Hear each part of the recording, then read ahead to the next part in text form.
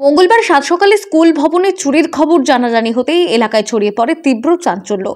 খবর পেয়ে ঘটনাস্থলে বিদ্যালয় ভবনে তদন্তে যায় নবদ্বীপ থানার পুলিশ ও স্কুল কর্তৃপক্ষ সূত্রে জানা যায়, সোমবার গভীর রাতে নবদ্বীপের অন্যতম শিক্ষা প্রতিষ্ঠান জাতীয় বিদ্যালয়ের প্রধান শিক্ষকের ঘর সহ একাধিক ঘরে তালা ভেঙে তাণ্ডব চালায় দুষ্কৃতীরা।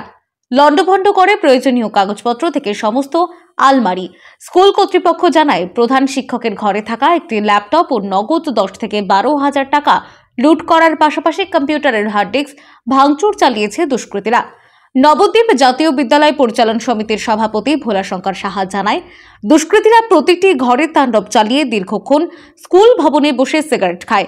এরপর স্কুল ভবন ছাড়ার আগে বিদ্যালয়ের সমস্ত সিসিটিভির সঙ্গে সংযোগ বিচ্ছিন্ন করে তারা পালিয়ে যায়।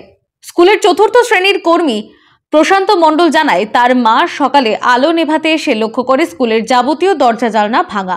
প্রশান্ত মণ্ডল জানায়, আমার কাছে নিচে যত ছাত্রদের ঘরের চাবি আর আলো জ্বালানোর জন্য 2টো চাবি আমার কাছে আছে, আর উপরের অফিস ঘরের তালা ভেঙেছে। আমি জানলাম সকালবেলায়, আমার মা আমাকে 6টার সময় ডাকলো যে আমার মা আলো বন্ধ করে, আলো জ্বালায়, ঝাড়টার দেয় আমার মা স্কুলে। এবার যখন ওই আলো বন্ধ করতে এসে সকালবেলায় 6টার সময়, তখন আমার মা দেখেছে। দেখার পরে এবার মা আমাকে বাড়িতে ডেকে নিয়ে এসে বলছে যে দেখ এইসব ভেঙেছে।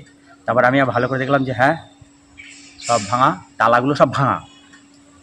তারপরে আমি ফার্স্টে ফোন করলাম হেডমাস্টারমশাইকে, তারপরে করলাম অ্যাসিস্ট্যান্ট হেডমাস্টারমশাইকে অনুপবাবুকে, তারপরে করলাম আমার স্কুলের প্রেসিডেন্ট ভোলাশঙ্কর সাহাকে। পুলিশ এসেছিল, ইনকোয়ারি করে গেছে, সব লিখে নিয়ে গেছে আর ভিডিও ছবি তুলেছে। আচ্ছা।